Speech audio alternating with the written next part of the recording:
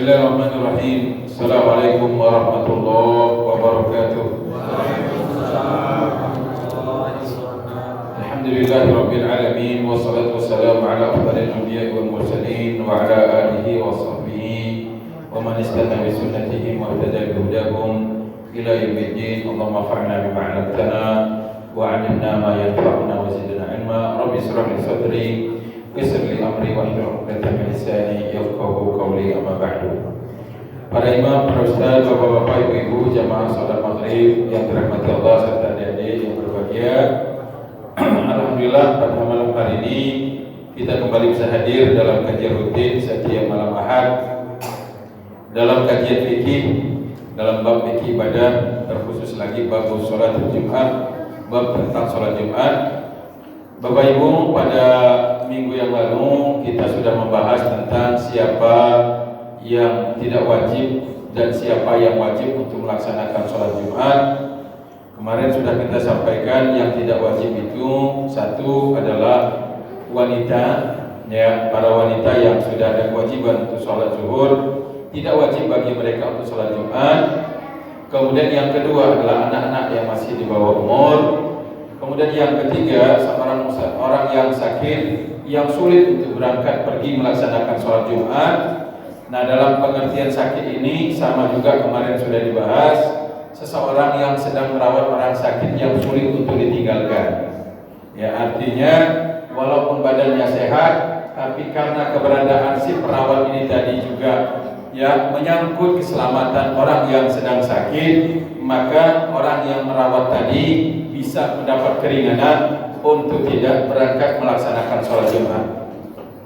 Yang keempat adalah seorang yang musafir. Kemarin juga sudah kita sampaikan bahwa orang musafir itu tidak ada kewajiban sholat Jumat, tetapi sholat zuhurnya tetap wajib dilaksanakan karena dia adalah orang yang musafir. Kemudian yang kelima adalah orang yang punya hutang pada seseorang dan khawatir dia karena dicari-cari, ya kalau hari ini ya dicari oleh debt collector misalnya, keselamatannya terancam, maka orang yang ingin menyelamatkan dirinya dari kejaran orang-orang yang ingin mengganggu keselamatannya, dalam penjelasan para ulama, karena menjaga nyawa itu jauh lebih besar dari sekadar melaksanakan sholat Jumat yang sebenarnya ada pilihan lain, yakni mengerjakan sholat zuhur, ya seperti itu. Kemudian juga orang yang lari dari kejaran penguasa yang zalim, yang juga sama alasannya karena aspek keselamatan jiwa. Jadi kalau tadi kena persoalan hutang, yang kedua yang keenam, ya yang keenam yang tidak wajib melaksanakan sholat Jumat adalah mereka yang dikejar-kejar oleh para penguasa yang zalim karena ada apapun ya yang menyangkut tentang keselamatan jiwa. Kemudian yang ketujuh, setiap orang yang mendapat uzur rukhsah, keringanan untuk meninggalkan sholat berjamaah secara umum, dia juga mendapat rukhsah untuk tidak sholat Jumat. Ya, seperti itu. Ya. Jadi secara umum siapapun yang kemarin kita bahas yang tidak wajib sholat Jumat, maka secara umum dia tidak wajib untuk melaksanakan sholat Jumat. Ya, artinya antara Jumat dan jamaah itu ada kemiripan. Pada malam hari ini Bapak Ibu ada dua pembahasan yang akan kita bahas. Yang pertama terkait dengan waktu sholat Jumat. Nah, kenapa pembahasan tentang waktu sholat Jumat ini dibahas oleh para ulama? Karena ternyata ada juga ulama yang memberikan pandangan yang berbeda terkait dengan waktu sholat Jumat, walaupun nanti di ujung pembahasan para ulama menyebut bahwa tetap pendapat jumhur ulama, mayoritas ulama itu adalah pendapat yang paling kuat. Apa penjelasannya? Qala al-muallif rahimahullah, dhahaba al-jumhur minas sahabati wat tabi'in ila anna waqtal jumu'ati huwa waqtu zuhri. Jumhur ulama, ya mayoritas ulama, mayoritas sahabat dan ulama dari kalangan para sahabat atau mayoritas sahabat, ya dari kalangan para sahabat kemudian tabi'in, ya itu mereka sepakat bahwa waktu sholat Jumat itu adalah waktunya sholat zuhur. Ya, jadi waktunya sholat Jumat Bapak Ibu, terutama Bapak-bapak adalah waktunya sholat zuhur. Artinya awal waktu Jumat itu adalah awal waktu sholat zuhur. Ya, seperti itu. Nah, kapan masuknya waktu zuhur? Dulu pembahasan kita masuknya waktu zuhur itu adalah idza zalatis syamsu. Kalau matahari itu sudah zawal, sudah condong ke arah barat. Seperti itu. Maka ya, kalau matahari sudah condong ke arah barat, maka sudah masuklah waktu zawal, sudah masuklah waktu zuhur. Dan kalau masuk waktu zuhur berarti masuk waktu Jumat. Nah, dulu saya masih ingat di kampung, di masjid kami sampai hari ini tradisi baik itu masih dikekalkan sampai hari ini, masih dilanggengkan, masih dijaga oleh para ketua kampung dan para imam pengelola takmir masjid di kampung. Di depan masjid itu ada ada semen yang ditinggikan, di tengah itu ditancapkan besi, tapi kurang sejengkal lah. Ya. Nah, ini besi ini adalah fungsinya adalah untuk melihat apakah matahari sudah zawal atau belum. Jadi biasa kami nggak patokan pakai jam, ya, nggak pakai jam itu. Begitu sudah mendekati waktu, biasanya satu orang keluar, ya, dari pengurus utama, pengurus inti masjid. Sebelum khatib naik mimbar, itu satu orang pengurus yang sudah ditugaskan, dia keluar lewat pintu samping, dia melihat ke depan. Kalau ada matahari, dilihat, begitu sudah geser ke arah barat, bayangan besi tadi, maka dikatakan masuk. Gitu. Maka kemudian baru azan. Ya, seperti itu. Ini cara-cara manual. Cara-cara ya masih cara-cara konvensional, masih cara-cara lama yang itulah dulu yang dipakai oleh Rasulullah SAW seperti itu. Nah, sekarang sudah ada teknologi, sudah ada bantuan teknologi, ada jam-jam digital, ada jam-jam dinding yang bisa membimbing kita. Bahkan sekarang sudah banyak, ya kan, aplikasi di handphone kita yang bisa membantu kita menentukan kapan masuknya waktu sholat. Nah, bahkan kadang-kadang di masjid muazzinnya lebih dari satu. Ya, yang satu pegang mic, yang empatnya dalam kamera, dalam HP. Dengan azan semua HP-nya. Ya, seperti itu. Karena aplikasinya di-on-kan, dihidupkan begitu masuk waktu sholat, nada deringnya azan. Nah, itu sering sekali. Jadi Bapak Ibu yang mati Allah, secara umum pendapat para ulama itu, ya kan, pendapat para ahli ilmu mulai dari kalangan para sahabat sampai para tabi'in, para ulama-ulama kita secara keseluruhan mereka sepakat bahwa waktu sholat Jumat itu berawal dari persis masuknya waktu sholat zuhur. Dasarnya apa? Karena hadis yang diriwayatkan oleh Imam Ahmad, Imam Bukhari, Imam Abi Dawud, Imam Tirmidzi, Imam Baihaqi dari Anas bin Malik radhiyallahu taala anhu anna Nabiy sallallahu alaihi wasallam kana yusalli al-jum'ata idza malatis syamsu. Diriwayatkan dari Anas bin Malik bahwa Rasulullah SAW melaksanakan sholat Jumat apabila matahari sudah malat dari mala yamilu, muyul, sudah condong ke arah barat. Artinya kalau di kita sudah condong, maka Rasulullah SAW baru melaksanakan sholat Jumat. Maksudnya mulai mengerjakan rangkaian sholat Jumat. Ya, seperti itu. Wa inda Ahmad wa Muslim. Sedangkan dalam riwayat Imam Ahmad dan Imam Muslim, kalau tadi kan Imam Bukhari dan yang lain, dalam riwayat Imam Ahmad dan Muslim dari Anna Salamah bin Aqwa, seorang sahabat yang bernama Salamah bin Aqwa, ya, Salamah ini laki-laki, ya, Salamah, ya, tidak selalunya yang pakai tak marbutoh itu menunjukkan perempuan. Hamzah pakai H ujungnya, mirip Fatimah, ya, Hamzah, ya kan, ternyata laki-laki. Salamah laki-laki, ya. Ada lagi Maisarah. Maisarah itu nama orang laki-laki kalau di Arab, Maisarah. Nah, kalau Huda, ya, ini cerita Al-Huda, ya. Huda, orang Arab pakai nama Huda itu untuk anak perempuan. Ya, kalau di kita biasanya laki-laki, gitu ya. Nggak, ya nggak usah dirubah. Sudah kalau ada yang begitu namanya nggak usah dirubah. Paling tidak kita tahu, oh, ya kalau masyarakat itu kalau di sono laki-laki, kalau di Indonesia masyarakat pasti perempuan. Ya, seperti itu. Dari Salamah bin Aqwa, beliau mengatakan qala kunna nusalli ma'a Rasulillah sallallahu alaihi wasallam al-jum'ata idza zalat asy-syamsu thumma narji'u natatabba'u al-fai'a. Ya.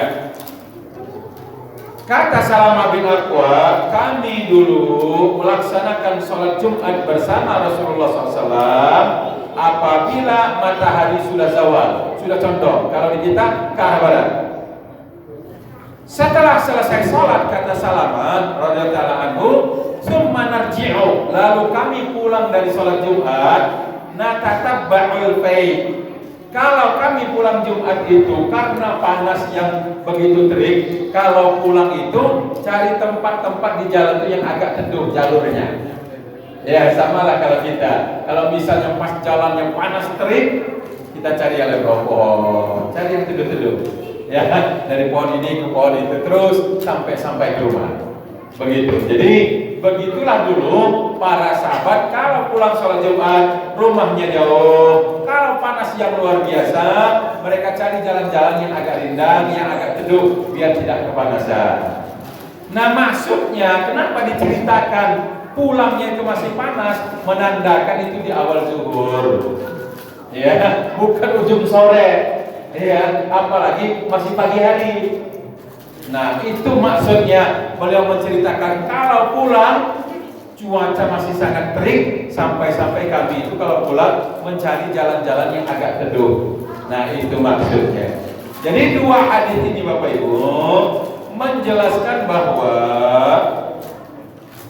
Rasulullah SAW mengerjakan sholat Jumat itu di awal waktu sholat zuhur.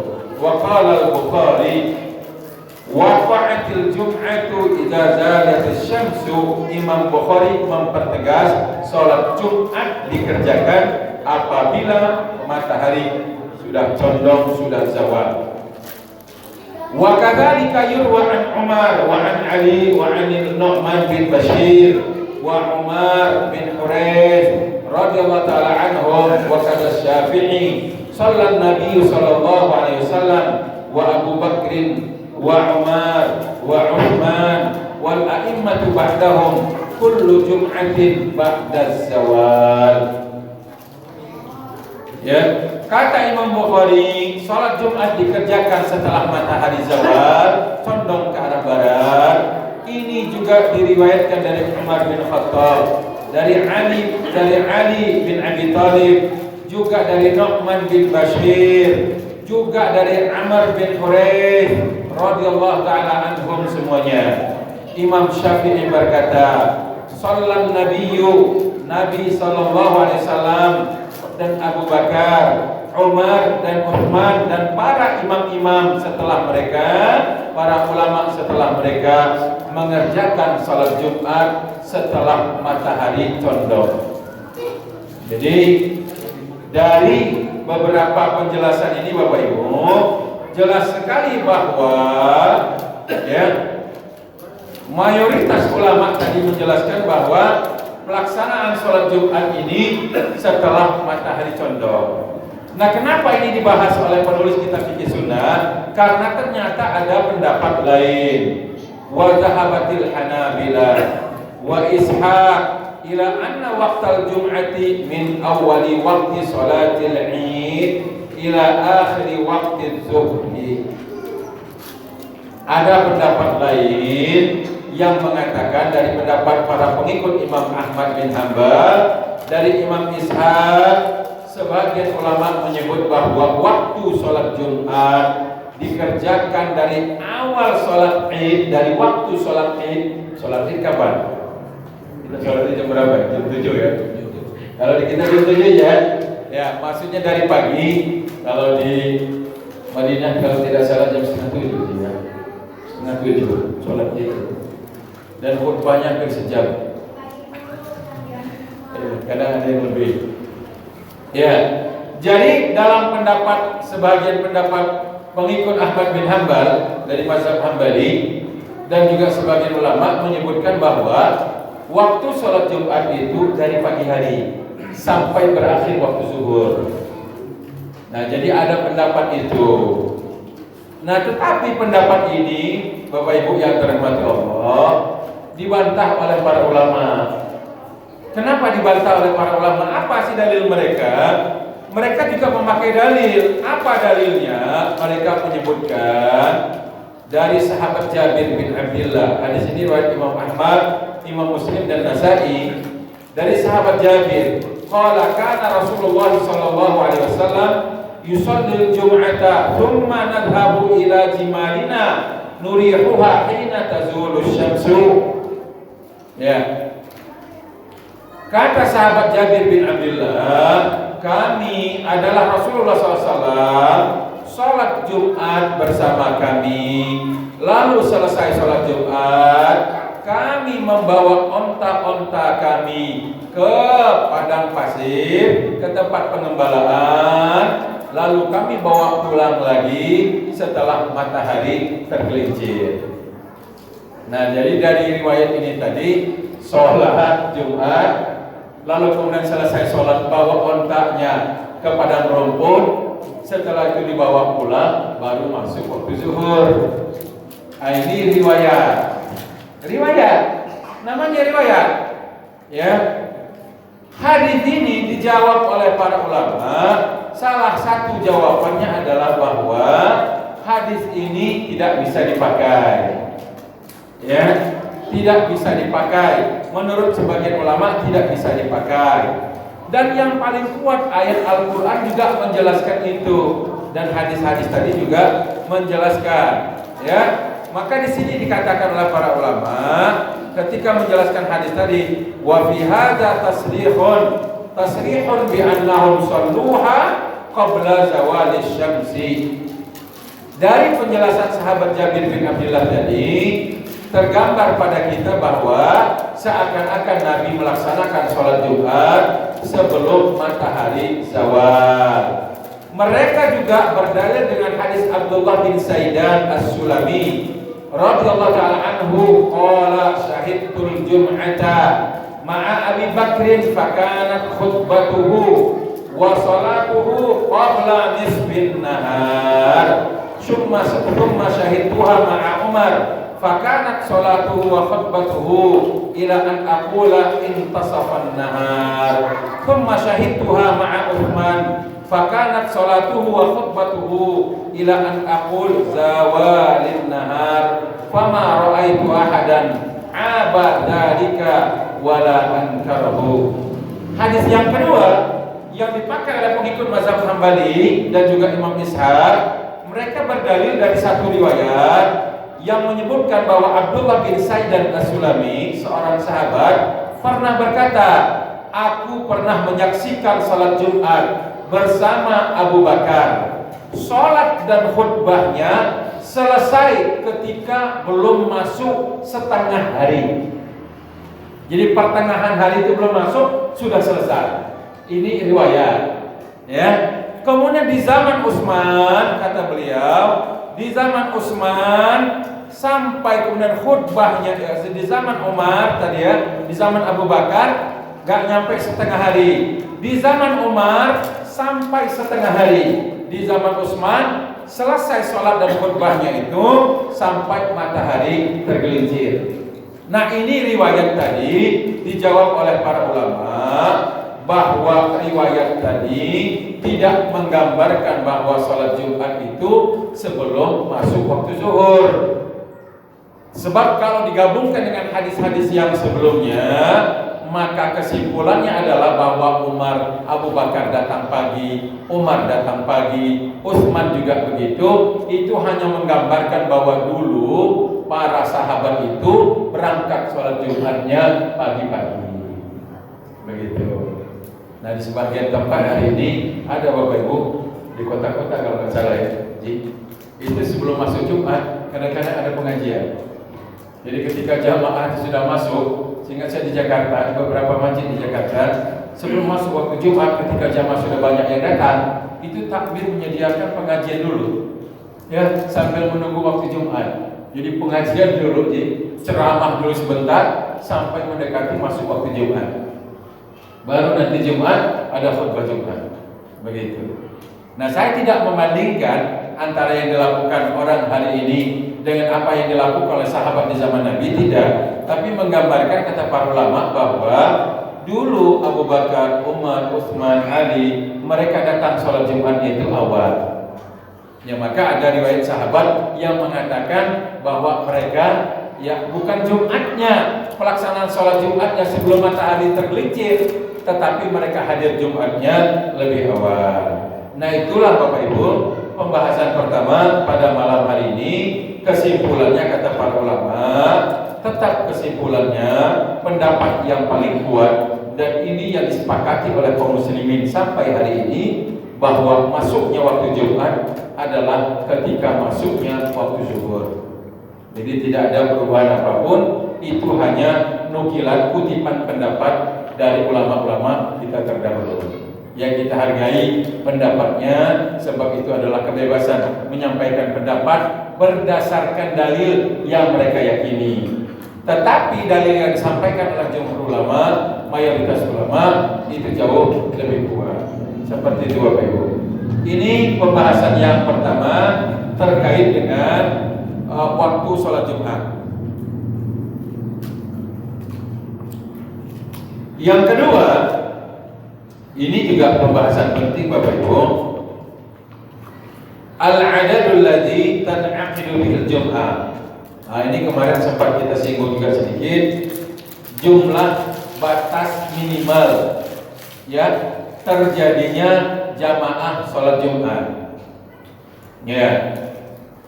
Karena Jumat ini adalah bagian dari sholat berjamaah. Ya, bagian dari sholat berjamaah. Bagaimana penjelasannya?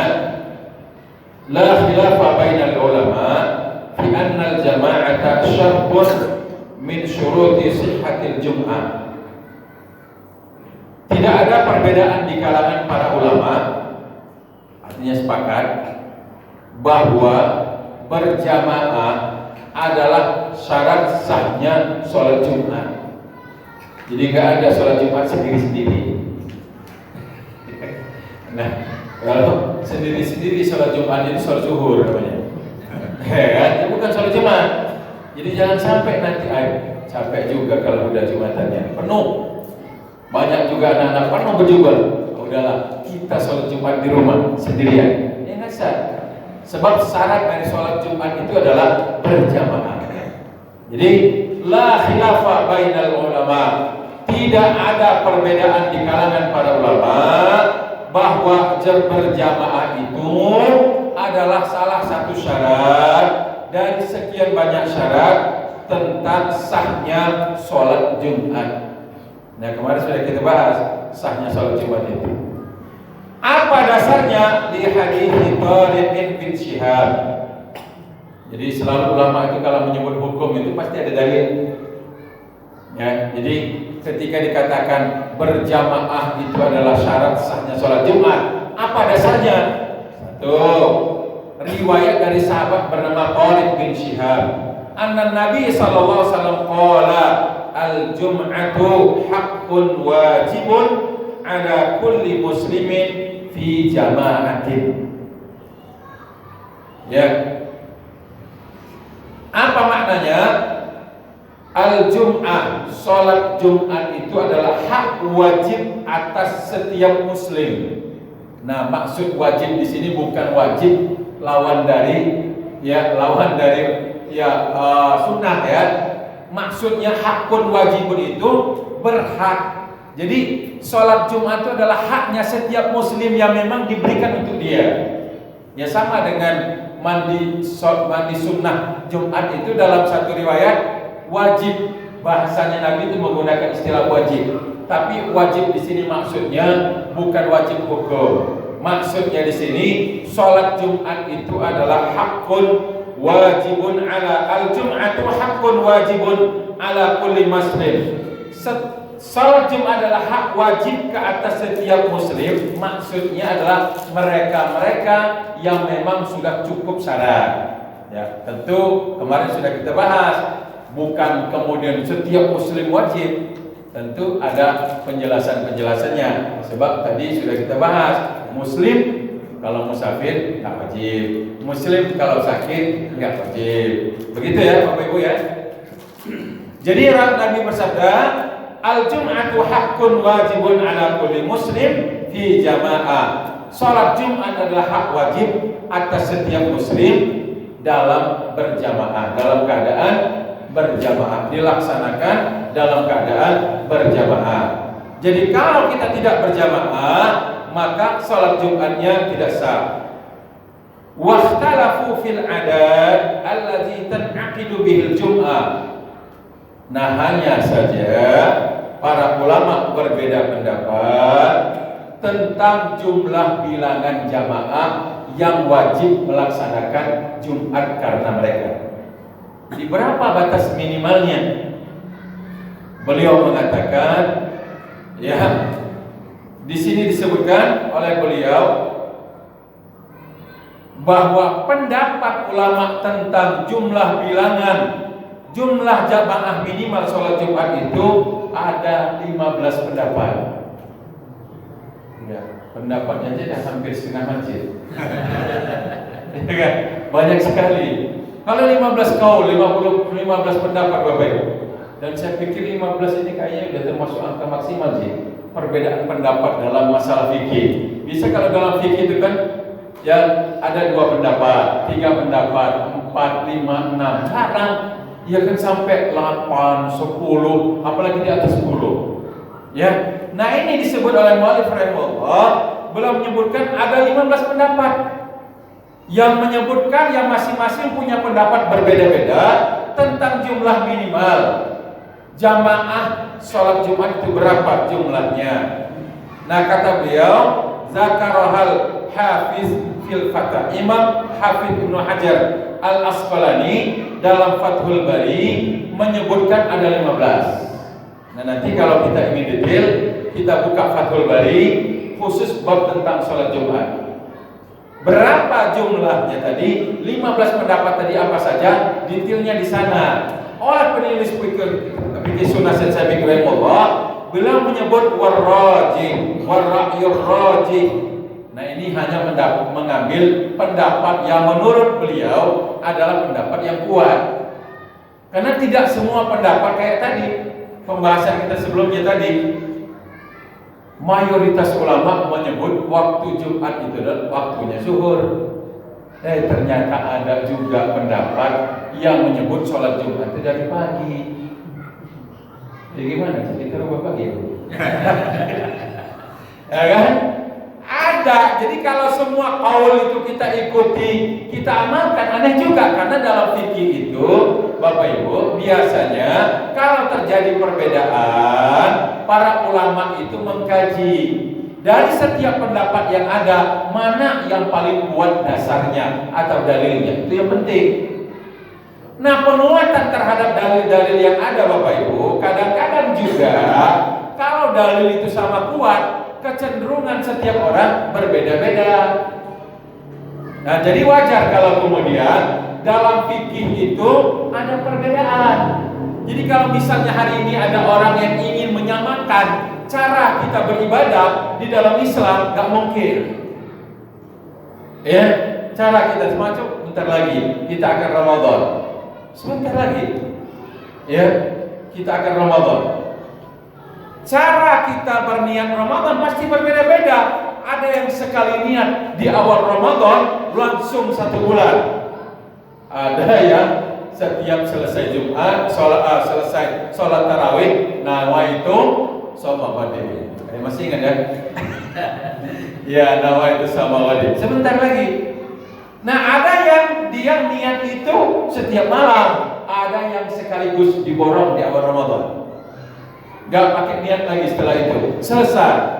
Kenapa ada perbedaan seperti itu? Karena perbedaan pendapat yang ada dalam bab fikih. Nah, jadi Bapak Ibu yang dirahmati Allah, perbedaan tadi wajar. Nah, oleh penulis kitab Fiqih Sunnah Satsabi'i rahimahullah, beliau menegaskan bahwa warra'yur rajih. Ya, menurut saya katanya pendapat yang paling kuat adalah pendapat yang mengatakan bahwa berjamaah itu sah apabila lebih dari 2. Ya, 2 lebih. Sebab ya, lebih dari 2 sebab di dalam ilmu bahasa Arab itu yang namanya jamaah itu banyak itu, satu itu namanya mufrad. Jadi ya, kalau kajian bahasa Arabnya begitu, tunggal. Kalau bahasa Inggris kan cuma ada 2, tunggal, ya sama plural. Dia kalau lebih dari 1 langsung tambah s. Ya walaupun nggak dingin. Ya kan? Kasih s aja ujungnya sudah jamak. Itu dalam bahasa Inggris. Kalau dalam bahasa Indonesia pasti kita, ya kalau di kita macam-macam tambahannya. Kadang sebut angkanya, ya kan, banyak orang, ya kan, macam. Kalau dalam bahasa Arab dia ada 3 kan, 1 mufrad tunggal, misal muslim 1 orang, muslimun 1 orang. Kalau 2 orang, muslimani 2 orang muslim. Kalau banyak, muslimun. Itu bisa muslimun dibacanya, bisa juga muslimin. Ya, jadi kalau kita misalnya kaum muslimin dan muslimat, nah kita ngambilnya muslimin. Jarang juga kaum muslimun dan muslimat. Jarang kita dengar. Biasanya muslimin, benar nggak? Ya, muslimin. Jadi ambil dia yang fathah ya, ya posisinya adalah mansub, bukan marfu. Itu dalam kajian bahasa Arab. Jadi kalau 1 muslim, muslimun, pendek nyebutnya. Kalau 2, muslimani, 2 orang muslim. Kalau banyak, muslimuna, disukunkan muslimun. Mukmin, 1 orang mukmin. 2 orang mukmin, mukminani. Kalau banyak, mukminun. Begitu. Ya. 1 orang yang puasa, shaim. Kalau perempuan, kalau 2, apa Bapak Ibu? Shaimani. Kalau banyak, shaimun. Kalau perempuan, shaimah. Ya benar. Bukan artis, nama dia bagus, shaimah. Ya orang yang puasa. Begitu. Nah, jadi di dalam bahasa Arab yang namanya berjamaah itu lebih dari 2. Ya, lebih dari 2. Nah, maka kata penulis katakan, ya, menurut dia bahwa berjamaah itu sholat Jumat itu sah, ya, bithnaini fa aktsar. Sah sholat Jumat itu walaupun hanya 2 orang atau lebih, ya, bithnaini fa aktsar, 2 atau lebih sudah dianggap banyak. Liqauli Rasulullah sallallahu alaihi wasallam, berdasarkan sabda Rasulullah SAW, al-ithnani fama fawqahuma jama'atun. Ada satu riwayat yang mengatakan 2 orang atau lebih adalah berjamaah. Ya, qala Syaukani, Imam Syaukani mengatakan, wa qad inaqadat sairus sholawati bihima bil ijma'. Imam Syaukani mengatakan, kenapa tadi penulis tadi menguatkan pendapat bahwa sholat Jumat itu andaikan 2 orang atau lebih saja boleh sholat Jumat? Kata Imam Syaukani, sebab angka 2 sampai seterusnya tadi, 2 orang dan seterusnya tadi, kalau kita lihat semua sholat berjamaah kita itu 2 orang pun sudah cukup. Misal zuhur hanya ada imam dan 1 makmum, sah nggak berjamaahnya Bapak Ibu? Sah. Begitupun juga jamaah-jamaah yang lain. Nah, kata Imam Syaukani, karena sholat Jumat itu babnya adalah sholat fardu, sama dengan sholat-sholat yang lain, fardu lain yang juga dilakukan berjamaah, maka kata beliau 2 dan lebih tadi, 2 ke atas tadi, itu dianggap sudah memadai.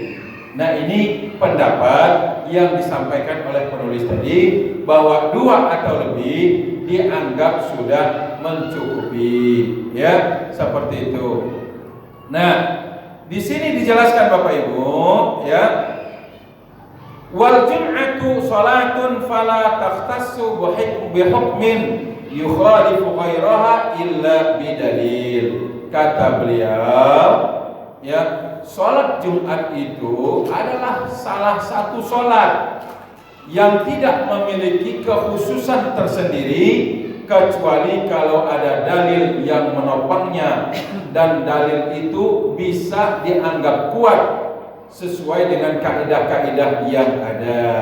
Maka kata beliau, wa kadzalika qala as-Suyuti, Imam Suyuti mengatakan, lam yathbut bi syai'in minal ahadits ta'yinu adadin maksus. Imam Suyuti rahimahullah dari mazhab Syafi'i mengatakan belum ada satu dalil hadis pun yang kuat yang menyebutkan tentang batasan jumlah jamaah tertentu terkait dengan sholat Jumat. Ini pendapat Imam As-Suyuti dari mazhab Asy-Syafi'i. Ya, seperti itu. Jadi Bapak Ibu yang dirahmati Allah, itu penjelasan singkat terkait dengan jumlah bilangan jamaah untuk berjamaah sholat Jumat. Walaupun memang kita akui dalam pendapat di dalam mazhab Syafi'i ada qaul yang mengatakan minimal 40. Ya, berdasarkan riwayat dan qaul para ulama yang menyebutkan bahwa angka 40 itu adalah angka minimalis. Nah, walaupun Bapak Ibu yang dirahmati Allah, kadang-kadang kita juga akan debatable kalau angka 40 ini. Seperti yang kemarin sampaikan Pak Haji, 40 itu apakah 40 orang yang wajib atau bagaimana? Kalau misalnya di satu masjid, apalagi sekarang mohon maaf, banyak sekali masjid berdiri bermunculan. Musola bangun jadi masjid, musola rehab jadi masjid. Terkadang di beberapa tempat Bapak Ibu, kalau kita lihat seperti yang saya sampaikan kemarin, kadang di hotel, di tempat-tempat khusus ya, selain masjid secara umum, misalnya di perkantoran. Saya beberapa kali ya bahkan punya jadwal khusus di Bank BRI, di Provinsi Lampung, bank wilayah, kantor wilayah ya, kemudian juga di kantor pajak, mereka punya tempat sholat sendiri. Yang kalau misalnya saya naik mimbar itu, saya sudah mulai khutbah, itu jamaah belum sampai 40. Tapi begitu saya salam, assalamualaikum warahmatullahi wabarakatuh, banyak juga. Banyak, rupanya sebagian itu terlambat. Nah, ada banyak kejadian. Begitu kita salam, kadang-kadang kalau kita lihat tuh anak-anak dan orang dewasanya kayaknya cukup 40. Tapi kalau misalnya kita harus tekankan bahwa harus 40, begitu dihitung ternyata 40 tadi yang ada, misalnya ada 50 yang hadir. Ternyata 50 itu yang hadir, yang dewasanya, yang wajib Jumatnya hanya 35, 15-nya anak-anak. Nah, kira-kira bagaimana? Apa kemudian sholat kita mau dibatalkan? Karena tidak cukup syarat. Nah, inilah Bapak Ibu kadang-kadang yang membuat sulit. Maka ini juga yang kadang-kadang menjadi pertimbangan. Kemarin ketika musola Maunah yang kemarin kita penggalangan dana itu sudah diwacanakan oleh jamaah Ustaz, Pak Haji. Pesan kami satu, kalau masjid musola Maunah nanti direhab, kita bangun baru, kami minta jadi masjid. Ya saya bangun saja. Yang ada dalam pikiran saya cuma satu, kira-kira sanggup nggak nanti kita menjaga amanat kalau sudah menjadi masjid, memang betul-betul ada jamaahnya. Itu yang saya pikirkan. Kalau misalnya warga siap kita memakmurkan masjid ini menjaga sholat Jumat, sholat berjamaah di dalamnya, bismillah. Seperti itu. Nah, jangan sampai sudah dikumandangkan sholat Jumat, khotib sudah naik mimbar, 5 isinya. Waktu Ustaz Sodri lewat lagi, Ustaz dari 5 jamaah Jumatnya, repot, masuk laporan ke Pak Haji. Seperti itu. Jadi kan repot Bapak Ibu. Nah, ini qaul ya, maka ada sebagian yang mereka tetap berpatokan minimal 40.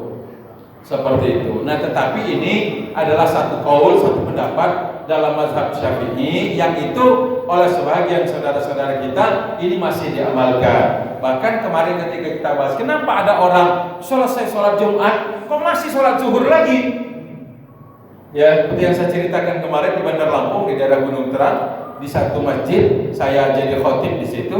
Selesai sholat khutbah saya didaulat jadi imam. Selesai sholat saya mau beranjak dari tempat mihrab itu, saya lihat di belakang saya ada santri bersama imamnya, bersama gurunya, sholat zuhur. Kaget saya. Rupanya setelah saya baca lagi, mereka berkeyakinan, berpendapat, menjaga kehati-hatian. Kalau sholat Jumat kita tadi, ya jamaahnya kurang dari 40. Nah kalau begitu berarti besok-besok ditugaskan satu orang untuk menghitung. Ya kan, nggak repot. Jadi tapi itu ya kita hargai. Kalau saya nggak masalah Bapak Ibu, mau dia pakai itu. Yang jelas begini prinsipnya. Kalau kita lihat dalam sejarahnya Nabi memang sampai hari ini, ya kan, misalnya di Saudi, di negara-negara Timur Tengah secara umum, memang masjidnya nggak sedekat-dekat seperti di kita. Agak jauh memang. Masjid itu jami biasanya. Masjid jami itu masih tempat berkumpulnya orang. Nah yang kecil-kecil itu ada, mereka masjid juga namanya, tapi nggak ada sholat Jumatnya. Kalau di kita musola. Nah sekarang di kita ini Bapak Ibu, masjid itu luar biasa, makin rapat. Dan kalau kita baca, ya di kitabnya Shalah Wabil tentang ciri-ciri atau asyratus sa'ah, tanda-tanda hari kiamat. Salah satu tanda-tanda bahwa dunia sudah makin tua, kata beliau adalah taqarrubul masajid. Masjid makin berdekatan. Bukan berarti kalau kita bangun masjid mempercepat kiamat, enggak. Maksudnya bahwa manusia ini makin ramai, makin padat bumi ini menandakan dunia ini makin tua. Nah ini seakan-akan menggambarkan ke depannya masjid akan makin dekat. Ya, dulu di Al-Huda ini termasuk yang tua aja. Masjid terdekat sini mana satunya? Al-Mutmainah. Mantuan mana dengan Al-Huda? Kalau kami yang sudah itu kan masjid pertamanya Mujahidin. Kalau yang Serjo? Mutmainah. Ini dulu musola. Ya, selain Mutmainah dan Al-Huda apa lagi? Di Serjo. Al-Falah di sini ya. Oh iya, Al-Husna seberang. Masih agak jauh. Ya, di beberapa tempat itu berdekatan mana? Bahkan satu jalur. Iya, dan di metro ada juga gitu. Ya, yang dekat ada berdekatan. Nah, seperti itu. Jadi intinya Bapak Ibu yang mati Allah, nah ini juga perlu kita hitung juga. Kita pertimbangkan juga aspek kepantasannya kalau kita membangun atau mendirikan masjid itu kira-kira untuk sholat Jumat itu kira-kira bagaimana? Jadi jangan sampai semangat takbir itu cuma hanya supaya menjadi masjid, jadi masjid.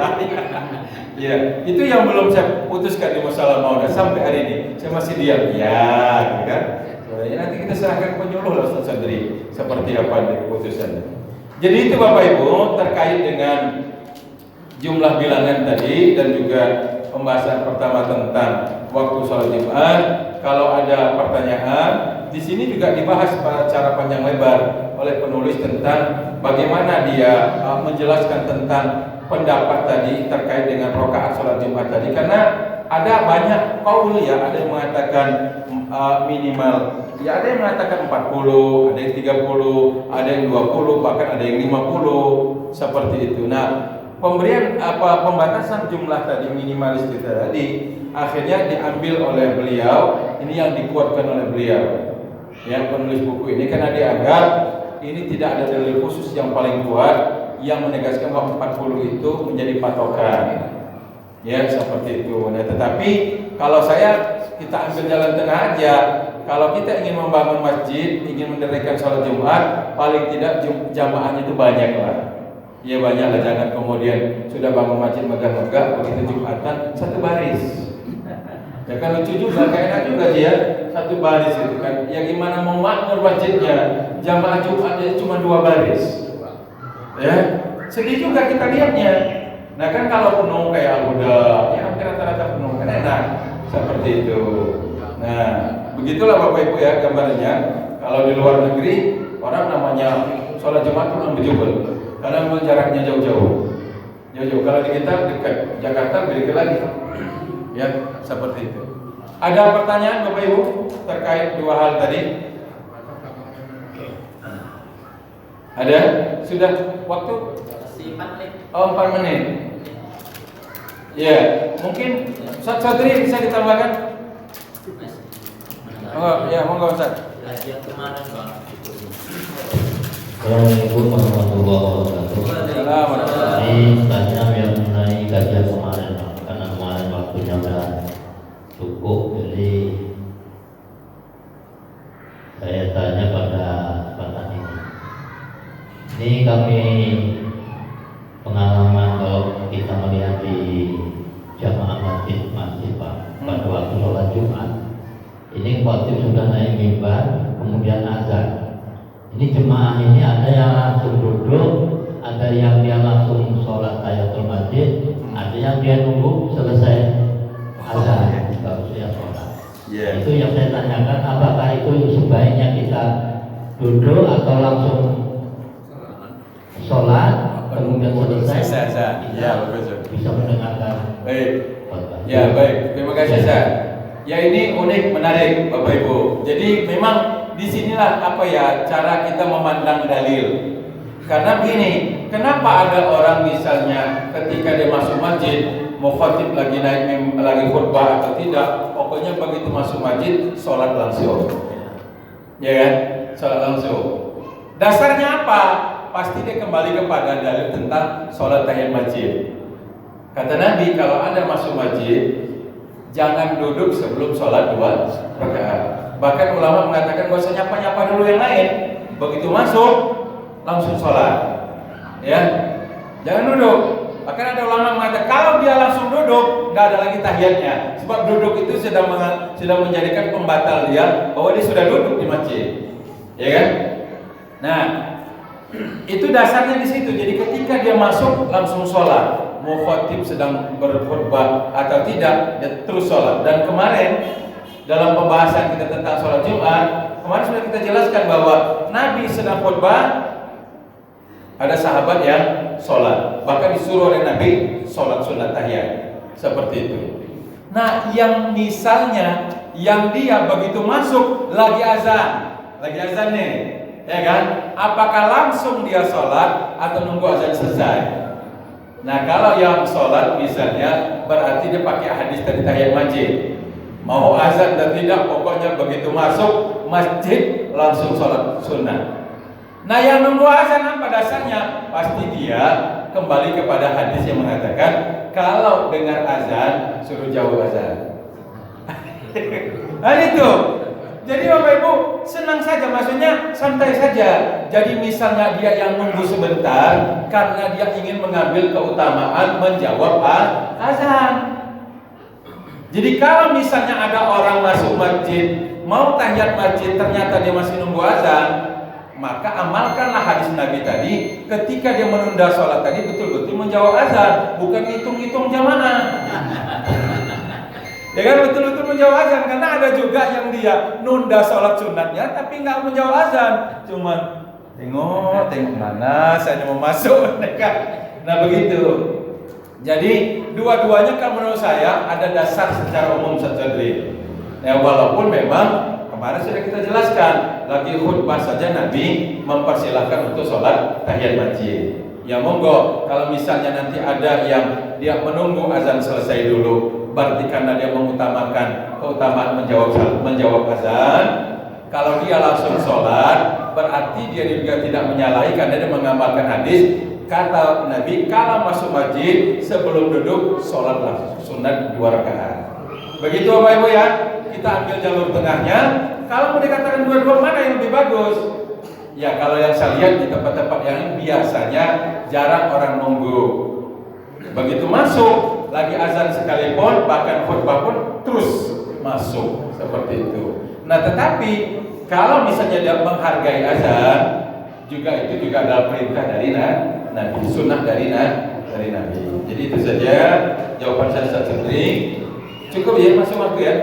Demikian, terima kasih Bapak Ibu. Insya Allah nanti kita lanjut pembahasan pada minggu depan. Masih ada lagi termasuk juga terkait dengan khutbah Jumat. Aku qouli hadza wa Assalamualaikum warahmatullahi wabarakatuh.